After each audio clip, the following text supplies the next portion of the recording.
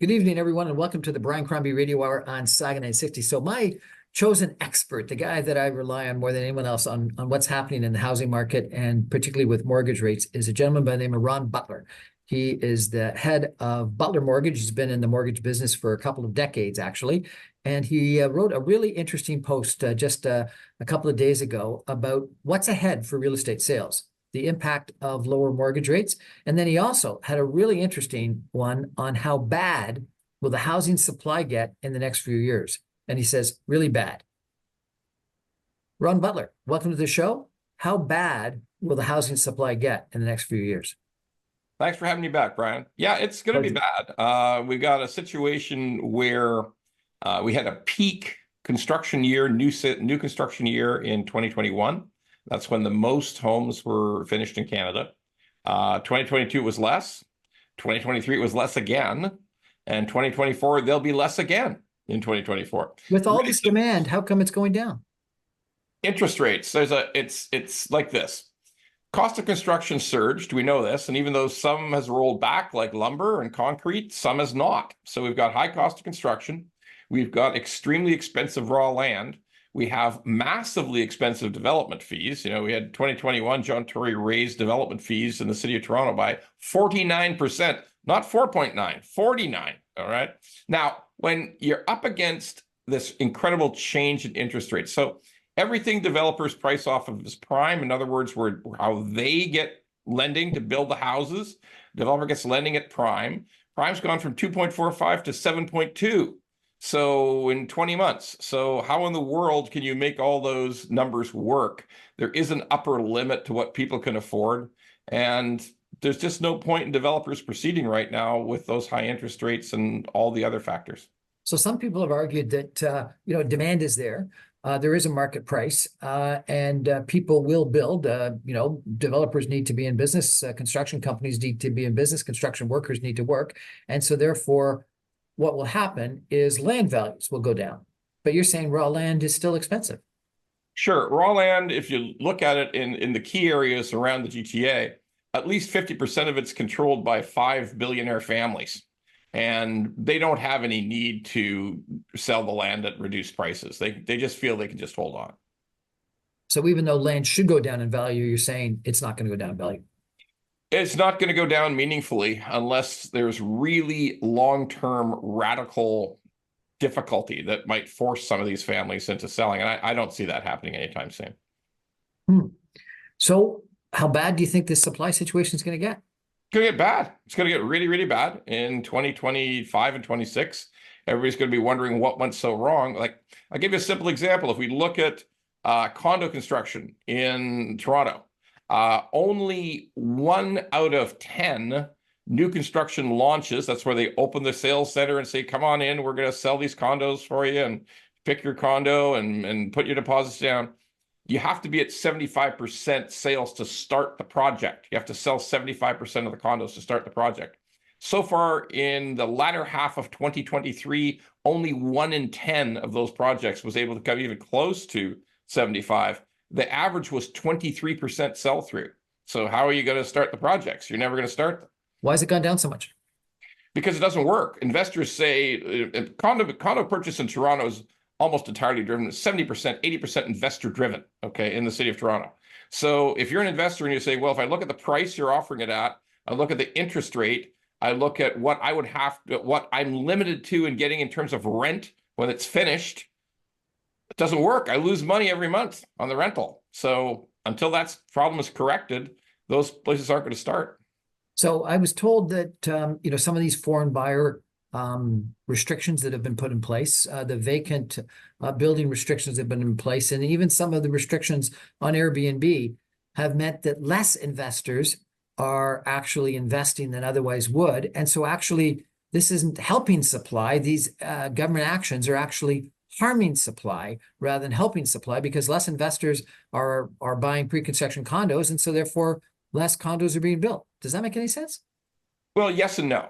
There's less condos being built, but like, what's the point in selling out a condo for short-term rental? It's just a kind of an illegal hotel. I mean, it's not creating any new space for people to live in permanently. So that didn't accomplish anything anyway. So I'm fine with the Airbnb ideas of that being brought to an end. Let me ask you on that. So if you got 60 or 70% sold the regular way, and then there was a couple of people that came in with a couple of condos that they wanted to Airbnb, like in the Ice District, and that got you over the 75%. Doesn't that actually get condos built that otherwise wouldn't be built? It's the margin, it's the top little last level that you need to get to the 75%. Or arguably the foreign buyers, that's 10% people have said in the marketplace. Taking out that 10% takes you from the 75 down to 65. The whole condo building doesn't get built. No? Here's the problem. 80% of all condos in the ICE buildings are short-term rentals. So it never was that last 5%. That's never been The the whole case. thing is what you're saying. Never been the case. Not at all. Not at all. So no, we are looking at what would be the equivalent of the tulip mania in Holland in the 1500s, that the prices just eventually went so high that it didn't make sense to anybody anymore. And it all stopped one day. I mean, that's actually what we're looking at today in Toronto condominiums. Like, you can't look at the prices that are being offered at for these new constructions. It's a studio starting at $586,000 for a studio. Like a one bedroom is $740,000. You can't even dream of anybody being able to pay enough rent to make that mortgage payment, condo fee, property tax. The math just doesn't work. So there's no point even approaching it. But if we're not going to build nearly what we need to build, and demand continues along with immigration that you outlined in your post, and people moving to Toronto, and just general population increases, the baby boomers kids getting into the market and wanting to buy something to live. Demand is there. CMHC is talking about we need 3.5 million homes. Doug Ford, the premier, is talking about we need 1.5 million homes in the Toronto area. If all that demand is there and we're not building homes, aren't the prices just going to continue growing like tulips did in Holland? Not likely. I mean, when Romy Bowers was questioned in her last session before Parliament, she's leaving CMHC now. She was the president of CMHC, and she's going on to the International Monetary Fund. She was asked if this $3.5 million additional homes, or the idea of over 10 years of being able to catch up on supply. And her final reaction to that was, no, there's no plan and it's not going to happen. So that's Romy's answer to that before she left, is that it's just fiction. It's not going to happen at all. So my point again, if it's not going to happen, doesn't that mean prices are going to have to go skyrocketing again? Well, Brian, how's anybody going to afford it? Like, if you're going to have to buy a $2 million single family home, how many people in Ontario have the wherewithal to put the down payment, let alone make the payments, even if it went down to 4.5%? It went down to 4.25%. It went down to 4%. The number of people who can actually afford to do that is really a small number in Ontario. Okay, so what's going to happen? Where are people going to live? Well, I think what might happen is a long time of no price increase. Prices are down now about 18%. In the 905 from where they were in 2020, when the real binge started in 2020, we're back down to 2019 prices in most of 905. And I think we might just see no increase it's possible we'll see no increase in price for a number of years. I mean, I lived through that myself, 1990 to 1996, no price ever went up in the whole of the GTA. There was no price increases at all. No price increases for how long? 1990 through 1996. I can't estimate what's going to happen this time, but like I am being factual about the fundamental problems that we're faced with. Like, if you look at every single family home in Mississauga starting at 1.8, $2.2 million, if we're looking at every townhouse in Mississauga starting at 1.1, $1.3 million, how exactly is a normal working family in Ontario in Mississauga going to be able to afford that? Like, I don't understand. I don't know how those numbers work. So you think that the housing in Mississauga in the 905 is down 18%. We're back down to 2019 levels. Yeah, I think we are. I think we're certainly not every, if we're talking about a beautiful neighborhood off Mississauga Road, maybe not. But if we're talking about the periphery, and certainly when we go into Durham and other parts of Peel, we just looked at a appraisal of a new construction townhouse New construction townhouse in Brampton. The couple paid $1.8 million after all of the extras and all of the additional things were added in. And we appraised that property just 2 weeks ago for 1.18 million. So that's a $600,000 reduction on what they paid in 2021. $600,000 down. Yep. From 2021. And what percentage is that, sir? Sorry? What percentage? That's nearly 30%. 30% down. Yeah. Now let's assume that there was a little bit of over aggressiveness in the price of the townhouse at the time, but we see it all over the place. We saw an older townhouse in Erin Mills, originally was purchased in 2021 for about 1.23 million, and it just sold under power sale for 888 just last week. So in my neighborhood, I see houses that are listed sitting in the market for months and months and months. Lots of houses that were listed for sale are now listed for lease. And I get emails, if it's not once a day, it's probably once every 2 days about new price. Yeah, I live 4 blocks from the Mississauga Golf Course, and I see exactly the same thing. I see just houses that are listed all over 2 million, no sales whatsoever, listings are terminated. Sometimes they might come back in the spring, but yeah, I see exactly the same thing. Houses for lease, sales that never occurred, that the price was never achieved. Kind of scary. We're going to take a break and come back in 2 minutes. I'm going to ask Ron about what he thinks about rates, and is that going to change as well? Stay with us, everyone. We're back in just 2 minutes with Ron Butler of Butler Mortgages. Stay with us.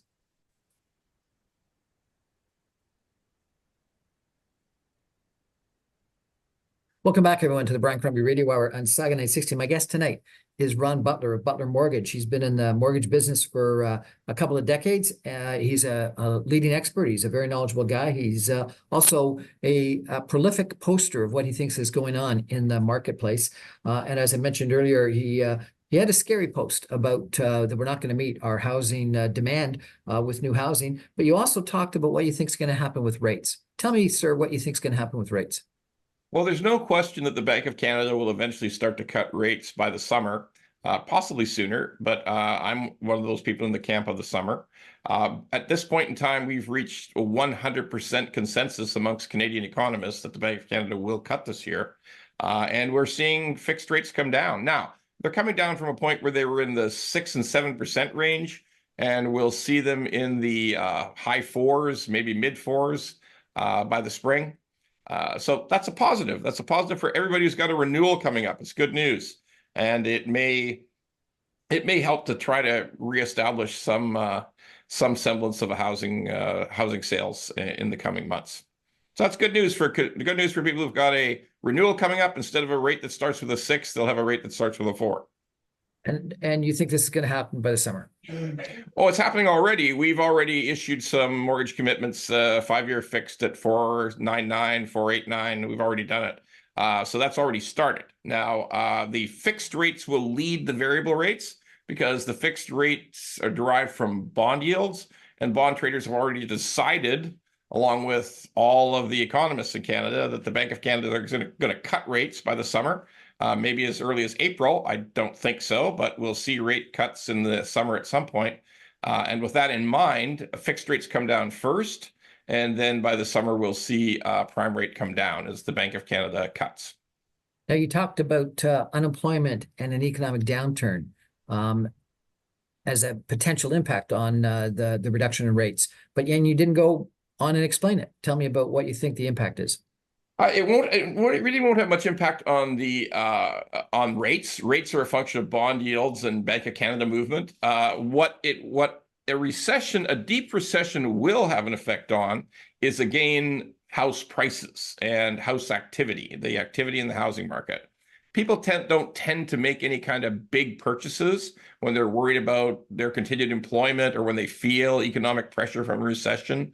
So that is generally curtails that kind of activity. So I think that's a possibility. Again, it all circles back to this odd scenario we have in this province where hundreds of thousands of people are coming in every year. We're building less homes than we were a couple of years ago. And we, may even end up with a economic recession this year. It's possible. I don't discount it. And at that point, people are going to be less interested in buying. It's a very strange time to have hundreds of thousands of people coming into the province, that's for sure. Where are they going to live? Well, I know of, like, as I said before, I know of houses where there's 10 international students sleeping on futons in a big empty basement, unfinished basement. So there's that. That's a possibility too. You also talked about that we don't have enough tradespeople, and that's one of the challenges. That's a big challenge. I mean, somebody needs to speak to the immigration minister, the new immigration minister, and get them to understand that provinces need more than only a selection of 10% of the occupations. That's all you get in Ontario. You can only pick 10% of what you feel are needed occupations for your province, whether that be tradespeople or personal care workers or healthcare workers. You get a very limited selection. That's got to change. We need to bring in tradespeople from all over the world. We need to bring in healthcare workers and personal support workers. We need to get smarter about how we handle immigration. That's the only logical approach. You talked about the Housing Accelerator Fund and that it was constantly being talked about, but it's not going to have that much of an impact. Explain that if you could. Sure. Most of the Housing Accelerator Fund is used as a system to encourage what's referred to as upzoning in a municipality. So in other words, if you've got, Toronto's already done it. If you have a single family zoned area, that you've automatically got to allow up to a sixplex in that area. Now, this is something that's happening all across Canada, is this reference to upzoning, that if you have a restricted zoning of only one house on a single family lot, that you automatically change it to multiple dwellings on the same lot. All right. So that's whether it be a fourplex, a threeplex, whatever it might be. So that's one of the incentives which the Accelerator Fund is designed to do. But the Housing Accelerator Fund is not designed in any way to encourage or to supplement or to subsidize the sale of new homes to Canadians. It's only designed to accelerate the development of subsidized rental properties within municipalities. So when a municipality signs a deal that they promise to upzone all their single family lots, they simultaneously get money to go into subsidized rental accommodation for people who need it.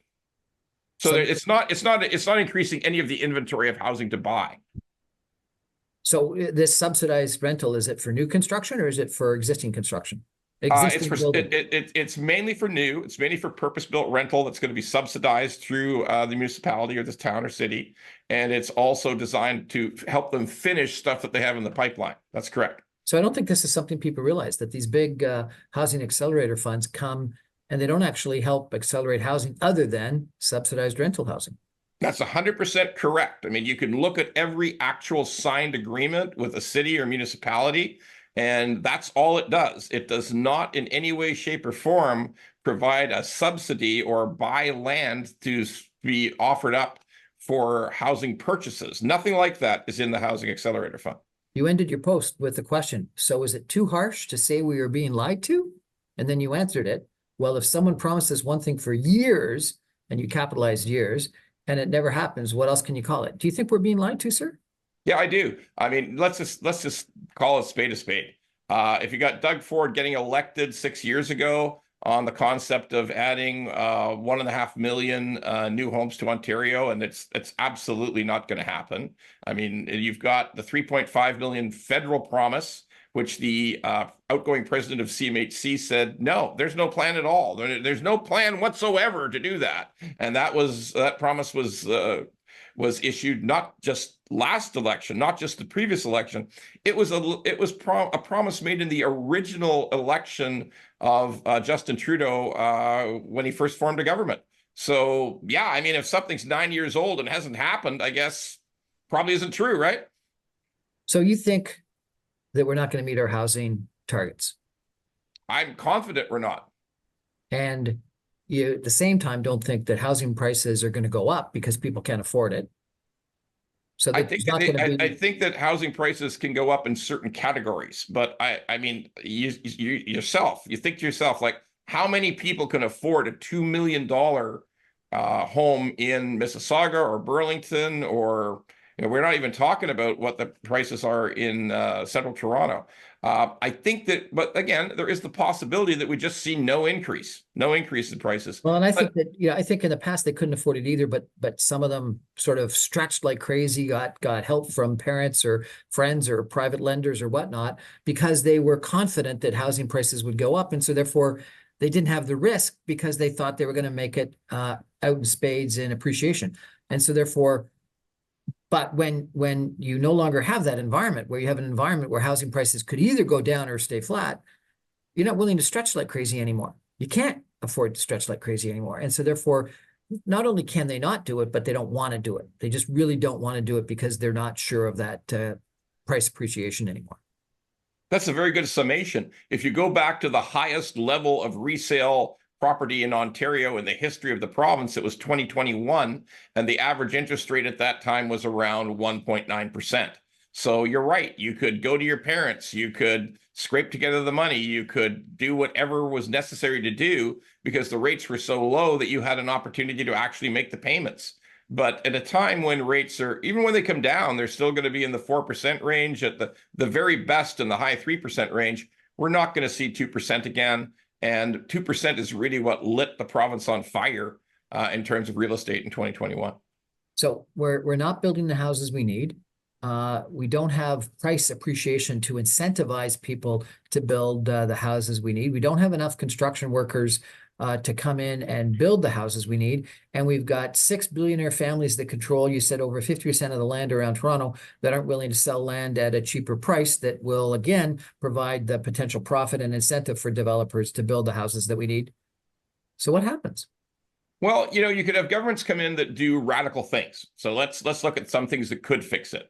You could have municipal governments, they just have to drastically reduce development fees and the kind of those kind of costs surrounding building new homes. If you drop development fees by, I don't know, half, right now, development fees and other kinds of taxes on new construction represent 30% of the actual selling price. The actual 30% of the selling price goes to government in some way or another. So if we could get that cut in half, that's 15% savings right there. If we could find some way for the famous federal lands to be sold to developers who are required then to pass the savings on to the public through lower house costs, if we could find a way to increase purpose-built rentals, because it sounds strange, but by increasing purpose-built rentals with ultra-low financing, by taking the pressure off, you could have some way of people to actually survive in a rental situation where they could actually save up for some down payment, because at the high rents we have in Ontario right now, in Southern Ontario,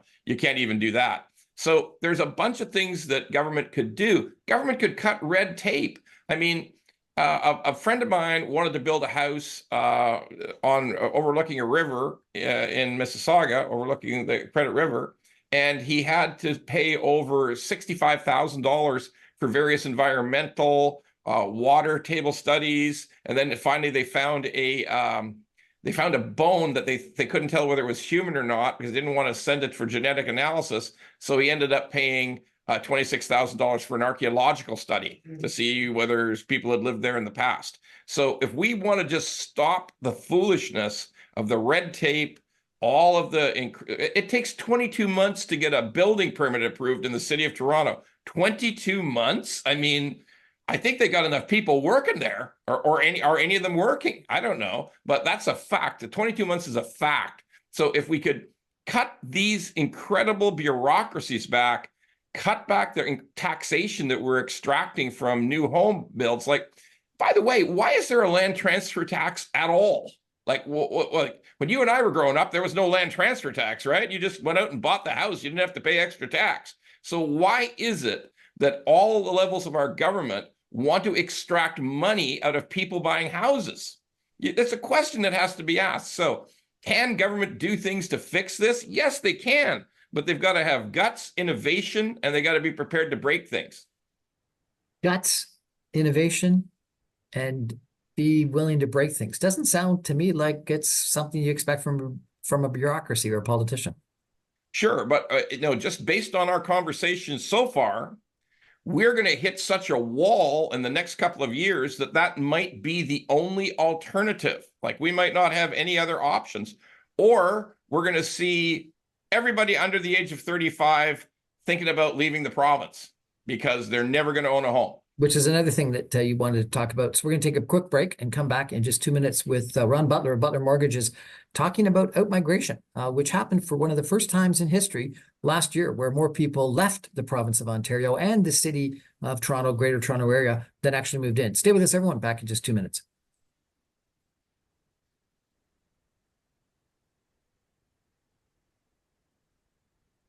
Welcome back, everyone, to the Brian Crombie Radio Hour on Saga 960. My topic tonight is housing, mortgage rates. What's going on? My guest is Ron Butler of Butler Mortgages. He's got a great breadth and depth and time frame of experience in the Butler in the mortgage business and in Butler with Butler Mortgages. Ron, you were saying that one of the outlets is that given our housing crisis in the Greater Toronto Area, young people are choosing to move. I see these ads for Calgary on a fairly regular basis. I was in Calgary just before Christmas. Calgary is very positive. Well, what's going on? They're converting commercial buildings downtown into residential buildings. They're building big subdivisions. They're excited about employment growth again. What's going on? What's going on? Well, you're giving some fabulous examples. First of all, in Calgary, no one cares about density. In Calgary, absolutely no one. I mean, I've lived in Calgary. I was in Calgary too, just 2 years ago. I mean, when you fly over Calgary, it goes on literally forever, and nobody's afraid of the car. Nobody's talking about 15-minute cities in Calgary. Okay, and guess what? The housing's affordable. It's gone up in price quite a bit, but it's affordable, and people are happy with it. There's a positive attitude about what's going on because you can buy, if you're a young person, you can buy a home. You buy a nice home for $480,000. I know that still seems like a lot of money, but compared with a single family home for 1.4 million or a townhouse for 1.4 million in Burlington, it sounds like a pretty good plan. That's a town that's not afraid of density. It's a town that, even though they are increased their property taxes by 7.8% this year, is a town that's not trying to gouge developers with massive development fees, incredible high levels of cost. And at the end of the day, the land prices are not that high. They're roughly 20% of what land is selling for in just outside the GTA. So that's like 20%, that's like 80% less. So yeah, there's a reason why Calgary has more attractive housing. But the real tragedy, I believe, are young Canadians who are actually just leaving the country. Now, I know it's not a big number yet, okay? But I had a conversation with a woman, young woman, 24 years of age, just 2 days ago, living in Hamilton, renting in Hamilton.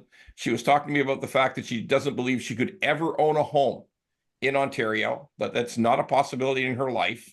She doesn't have parents who are going to give her any money to put as a down payment. And she talked to me about 2 different couples she knew who had left the country. They just left the country. One of them went to Costa Rica, and one couple went to Costa Rica. The other couple went to Thailand. Now, they're fortunate. They work in the digital world. That's all they do. They can work from anywhere. But that's the state of affairs that we're looking at, is people thinking about leaving Canada. I know people that are Costa Rica, Mexico, and Portugal. There you go. I heard a Portugal one too. So, we've got to really stop and ask ourselves some questions as Canadians. I mean, how bad is the leadership here if people born here feel they have to leave in order to have an economic future and own a home? This is becoming a big, meaningful question. A week ago, you posted, "Are Canadians too deeply in debt?" Oh, heck yes. Sure. Are we too deeply in debt? Well, if you could, the federal government likes to talk about the fact that compared with others in the G7, they don't look so bad in terms of the national debt, but they conveniently leave off all the provincial debt. So most people, virtually nobody knows this, but Ontario as a province is the most indebted non-sovereign entity on earth. Okay, like seriously, like of every state in the union. By the way, in 48 of the states of the union, they have no deficit clauses built into their constitutions of the state. You can't run a deficit in Alabama, Massachusetts. You can't do any of that stuff. You can't run ongoing debt in those states. But in Ontario, Our debt is so big that the only places on earth that have bigger debts are actual countries. Only a country has a bigger debt. You So have you're to be saying an actual. California doesn't have more debt than Ontario?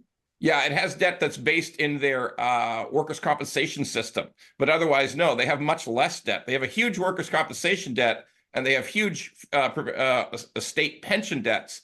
But at the actual working state budget, it's a balanced budget. The actual payment to state employees versus the intake of taxes is a balanced budget. They have problems with pensions and they have problems with workers' comp. But in But addition, we've got really substantial private debt as well, don't we? huge. We have huge mortgage debt in all kinds of regions of Canada. We even have the city of Toronto running in the hole by $1.5 billion. I mean, you don't like this stuff is amazing when you start to add it up. If you add it all up, all the consumer debt, all the mortgages, all the provincial debt, all the civic debt, all the federal debt, we're one of the most indebted countries on earth per capita. Ron, you've laid out a pretty negative scenario for us. How did we get here? How do we get here? That's a beauty. So how do we get here? We decided that we could borrow with no end in sight. Have you ever heard of this concept of modern monetary theory? Modern monetary theory is basically the crazy idea that governments could borrow as much as they want for as long as they want. In other words, forever, as long as their GDP kept up. Now, here's the thing. Our GDP is keeping up, but only because we import all these people. Per capita GDP in Canada has been falling for 4 straight years. In other words, all of us individually are becoming poorer every single year. Okay, so what is this? This is government? Government's the problem? Government's a big part of the problem. I mean, like, why do we have to have these massive development fees? Why can't our municipalities just learn to balance budgets? Why can't our municipalities just find ways to have cheaper methods of doing things? Why can't the province do the same thing? Why does the federal government need to keep adding new programs? Like, I'm serious, you're running a deficit in the federal government. And you're going to go, you've added daycare, you've added childcare in the last 18 months, which, by the way, I think is a great program. You could actually show that it's tax beneficial. But now we're going to add pharmacare and dental care. Like, at what point do you say the spending has to stop? We just are going to run out of money. And yet, there we go. We're watching it happen in real time. There was a really interesting article in the paper just the other day about how Paul Martin and the federal government reduced spending by a substantial amount, to 20% in the 1990s after what was called, I think, the Canadian peso crisis. And debt and deficit grew to such an outrageous amount that, frankly, the international money flows were such that the Canadian dollar went from above par in 88 to 67 cents or something like that by 92. Do you think we're at that situation now where we need that kind of spending reductions? Well, in some ways, we're lucky. We're lucky that other countries caught our disease. We're lucky that in the United States, they're actually deficit spending even more than we do, although they have a much larger economy, so it's more survivable. We're also lucky that Canada is a growth economy in terms of population and in terms of our total national GDP, that other countries look at us and say, I think Canada's a better bet than Italy, which has a birth rate that's gone down to 1. In other words, in Italy, a couple doesn't ever replaces itself. Like, if you get a fertility rate of about 1%, which is what they've got in Italy, then the population, if you don't bring people in, it actually shrinks. Same in Japan, same in a number of other countries. We are lucky we have immigration in Canada. Hey, I'm not saying that we should have unbridled immigration so that we don't even have any places for people to sleep. But I'm saying that the idea of immigration has been an enormous benefit to Canada and has helped us keep our economy in a position where we can borrow both nationally and provincially. So it's possible that we can keep going because we've embraced immigration as a way out of this. But we have to change some of our habits. We've got to say, we can't do this thing forever unless we address the places for people that have to live. We've got to prioritize that. We got to make it an emergency. We got to chop on all the things that are stopping housing growth, because if we don't, we're going to be in a lot of trouble. So there are things we could easily do because we have this vibrant group of new Canadians who come here every single year. And by God, we're lucky we do. We just need to have a plan so that everybody can have a reasonably priced place to live. That's got to be the next plan. New Year's Day, you posted a couple of predictions for 2024. Mortgage rates lower. You said they'd get down to 4% by the summertime, but you said Bank of Canada wouldn't start cutting until the summertime. On house prices, you say they're going to stabilize in some regions, in some categories, but in condos, downward pressure in a crappy economy. On the renewal cliff, you said a disastrous mortgage renewal scenario for 2 years. Sure. Here's the thing. No one is going to see anything but an increase. Even though we're going to have some relief, it's not going to be a crisis because we've gone from 6% to 4%. But next year in 2025 and in 2026, those are the two biggest renewal years in the history of this country. There's never been as much mortgage dollars being renewed in 2025 and 2026 as in the history of Canada up to now. So what's going to happen then? Those people typically have rates that have a 2 in front of them, and they're going to go into the 4s. So they're going to find a way to make the payments, but you better bet that that's going to be a really tight economic impact. In other words, if you're spending more on your mortgage payment, you got a little bit less for vacation, a little bit less for a new car, a little bit less for everything else that you buy. And that's just going to continue this year, 2025 and 2026. So we're going to feel that gradual tightening on the money people have to spend for the next 3 years. Ron Butler, you've been really helpful in us understanding the situation. I really appreciate it. I'm going to take a break and come back with some of my own thoughts in just 2 minutes on what the solutions to this housing crisis are.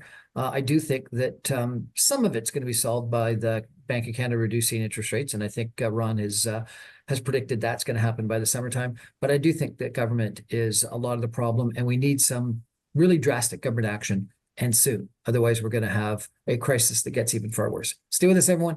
Back in 2 minutes. Thank you to Ron Butler of Butler Mortgages.